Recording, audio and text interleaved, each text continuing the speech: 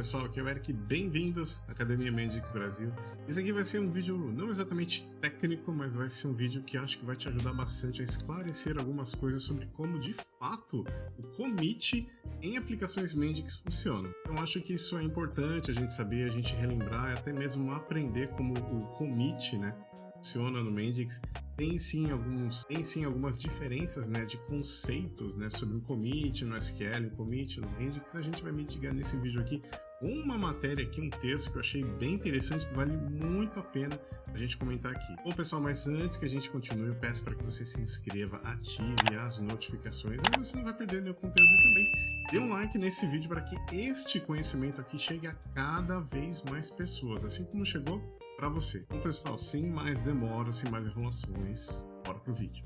Bom, e o texto, né, a matéria que eu encontrei foi essa daqui, né, Committing to the Mendix Commit Activity, que é basicamente traduzindo, comitando, né, comprometendo com o commit da atividade do Mendix, né? Então, para entender isso daqui de fato como realmente funciona. Esse texto aqui foi escrito por este rapaz aqui, legal? É o primeiro texto dele. É um pouco, tem alguns errinhos aqui de gramática e tal, de ditação, acredito eu, mas o que importa é o conteúdo, né? O que importa é de fato o que está dizendo aqui, e é importante a gente entender. O que acontece? Primeiramente, ele cita aqui dois exemplos, né? Ele fala aqui, ó, eu gostaria primeiramente de iniciar esse blog com dois dos principais conceitos do Mendix. O primeiro deles é, jamais faça commits dentro de um loop. Eu acho que eu já falei isso daqui, inclusive tem vídeo no canal falando de boas práticas Mendix, e uma delas é jamais, isso é um pecado capital no Mendix, de você fazer commits em loops, né? É sempre o ideal você fazer o quê? Pega, altera, né, aqueles objetos em um loop, e aí fora do loop você comita a lista de objetos, legal? Bom, então essa é a primeira regra, eu diria que é a regra de ouro. Segunda é que um microflow ele consiste em uma transação de banco de dados. Então são várias assim transações. A transação, de fato, vai ser efetivada quando o microflow terminar de ser executado. Mas e se eu tiver vários microflows, né, rodando ali na minha aplicação ali, eu tenho um microflow que chama outro, que chama outro, que chama outro, todas essas transações de commit, de alterações, vai ser efetivada apenas no final da execução de todos os microflows dessa cadeia de microflows. Isso é muito importante ter em mente, tá legal? No momento que vocês estiverem aí desenvolvendo suas aplicações. Bom, aqui ele fala, né? Eu tava dando uma olhada, né? Um pouco mais de perto. Deixa eu traduzir isso aqui. Acho que fica melhor pra gente entender. Tá dizendo. Então, se olhar com atenção, descobrirá que essas afirmações não combinam umas com as outras. Por quê?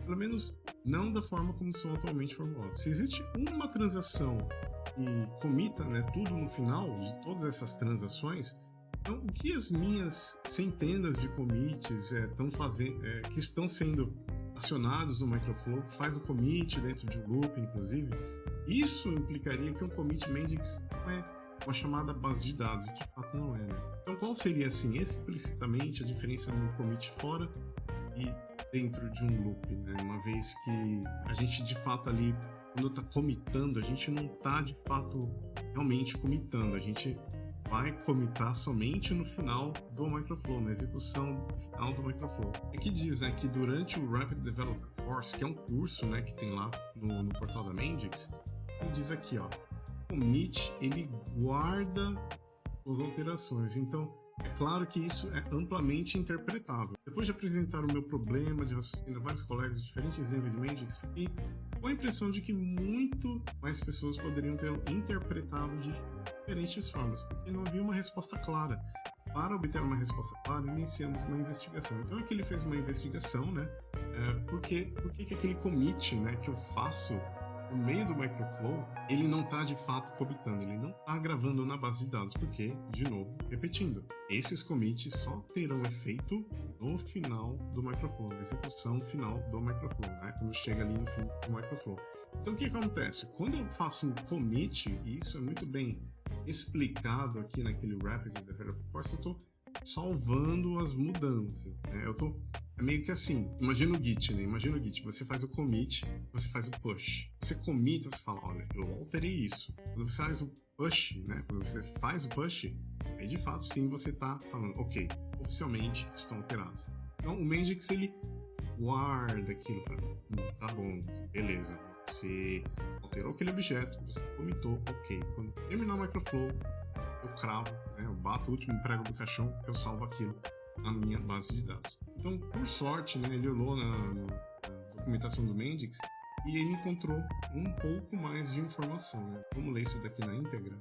Eu traduzi isso daqui. Quando você comita, né, um objeto, o valor atual é guardado, é o que eu acabei de falar. Né? Isso significa o quê? Que não é possível reverter para os valores anteriores do objeto utilizando a atividade de objeto de reversão de um microflow, ou seja, isso daqui ele traduziu literalmente, mas um rollback, né? No entanto, um commit Mendix não é o mesmo que o commit da base de dados. Tá? Isso é muito importante também salientar, gente.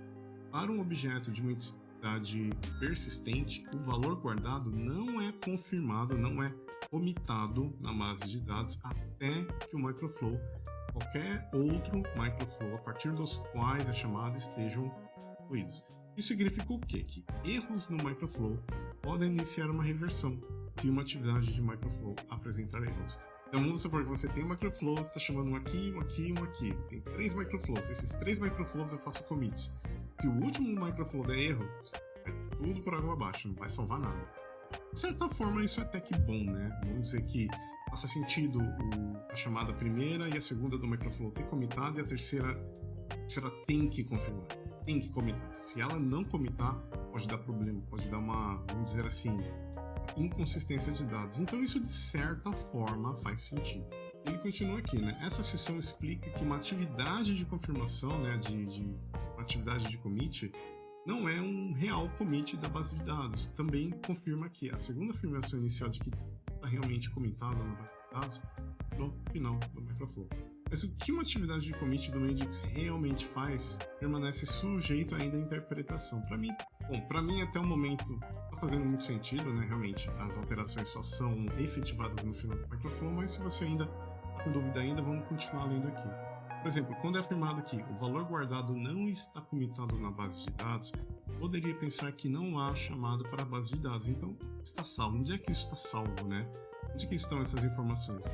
Para as pessoas menos familiarizadas. E de fato, né, é um database commit. Bom, aqui ele começou com um exemplo, né, bem interessante que esse daqui, ó, é um insert do SQL, tá? Para quem é familiarizado, se você não trabalha com low code e nunca viu SQL na vida, é dessa forma que a gente faz um input, né, uma gravação de dados no banco de dados. Então aqui ele vai inserir um cliente e vai colocar os valores do meu cliente. Quando eu gravo isso de fato no meu banco de dados, eu posso fazer um select dessa forma aqui, como se eu estivesse fazendo um retrieve no Mendix, tá legal? Mas o que acontece?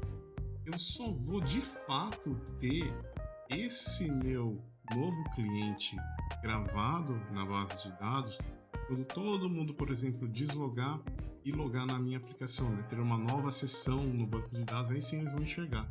Se você realmente quer que insira esse novo cliente já esteja disponível para todos os meus usuários que estão com sessão ativa na minha base de dados, você tem que executar essa linha aqui, ó, insert in customer values, e aí você tem um commit, tá? Essa é o pulo do gato. É a grande diferença de um commit no Mendix e um commit no SQL. Se você, e aqui ele explica, né? Se você tirar, né, esse commit, ele só vai inserir esse novo cliente na sua própria sessão. As sessões dos outros usuários não vai ter nada lá. Não vai ter ninguém ali vendo o seu novo cliente. Se você quer que faça um insert na minha base de dados, eu quero que todos os meus outros usuários vejam de momento na sua aplicação, né, o novo cliente, tem que fazer o commit. Então essa é a grande diferença. Esse é o grande pulo do gato, a diferença de um commit no Mendix. E aqui ele fez um teste bem interessante, né? Ele fez um rastreio de log dos commits, né, de uma aplicação Mendix em um banco de dados Postgres. E esse daqui, ó, deixa eu dar um zoom. Esse daqui, a imagem não está muito boa, mas esse daqui é o resultado. Você pode ver que quando ele fez um commit, um simples commit em um microflow, Essa foi a linha, ó, tá vendo ali, ó, insert into my first module test, blá blá blá. Então, ele comitou um objeto e você pode ver ali que só tem insert. O que?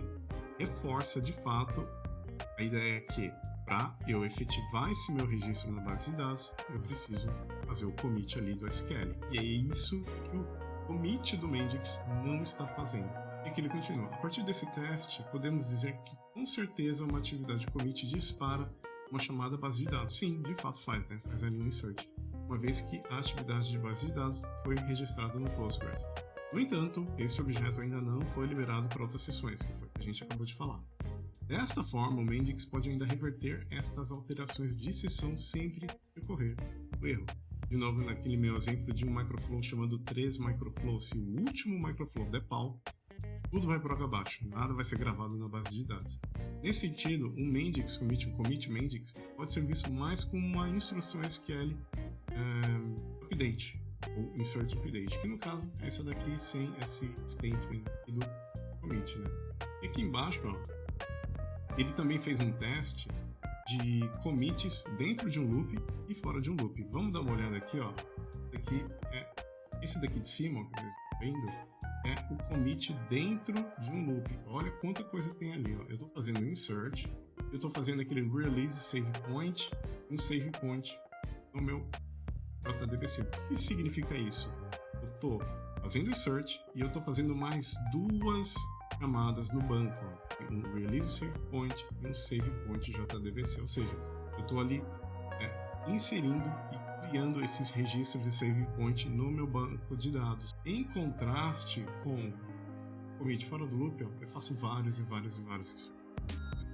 como se eu estivesse fazendo commits de objetos um após o outro. Então essa é a grande diferença. Esse daqui, ó, essa sintaxe, ó, caso eu faça dentro de um loop. Então realmente, de fato, fazer commits dentro de um loop demanda muito recurso da sua máquina, né? Seu banco de dados pode deixar sua aplicação com uma performance bem onerosa, bem lenta. Isso nos leva a responder estas 3 questões aqui, ó. Deixa eu traduzir. A primeira delas, se eu commitar objetos em um microflow e posteriormente neste mesmo microflow ocorrer um erro não tratado, os meus objetos serão armazenados na base de dados ou não? Não, serão. Como eu disse aqui no vídeo várias vezes, eles não serão commitados na base de dados. Se ocorrer algum erro no meio do caminho, já era, acabou, vai de arrasta, não commita nada. Tem uma outra pergunta aqui, deixa eu traduzir. Se eu commitar objetos no microflow e depois tentar recuperá-los na base de dados, a ação de recuperação irá devolver esses objetos? Sim. Então ele responde aqui. Como a ação de commit é na realidade uma chamada base de dados, já está guardada na base de dados para a sua sessão. Assim, quando a sua sessão tentar recuperar dados, já vai encontrar ali o objeto inserido na base, né? Outra sessão, ela não vai ser capaz de recuperar esse objeto, fazer um retrieve desse objeto, porque ele ainda não foi liberado para as outras sessões, né? Não fiz ali o commit final. E aqui, ó, commitar dentro de um loop versus fora de um loop. Então, como a gente aprendeu em vários cursos do Mendix, inclusive nos cursos aqui do canal, nos vídeos que a gente tem, commitar fora de um loop, né? É melhor para o desempenho. Vocês acabaram de ver ali todas aquelas outras transações que acontecem quando a gente faz o commit dentro de um loop. Não só pela redução, né, de chamadas individuais à base de dados, mas também por não gerir muitos pontos de gravações desnecessários. Então é isso, gente. Acho que tudo que eu falei aqui, esse texto aqui demonstra a grande diferença do commit do SQL para o Mendix e como você melhor pode trabalhar nas suas aplicações Mendix para evitar dor de cabeça, evitar problemas e que realmente os registros que você criou podem ser de fato gravados na base de dados. Bom, pessoal, o vídeo de hoje era isso. Espero mesmo que tenham gostado. Dúvidas nos comentários. A gente se vê nos próximos vídeos. Tchau, tchau.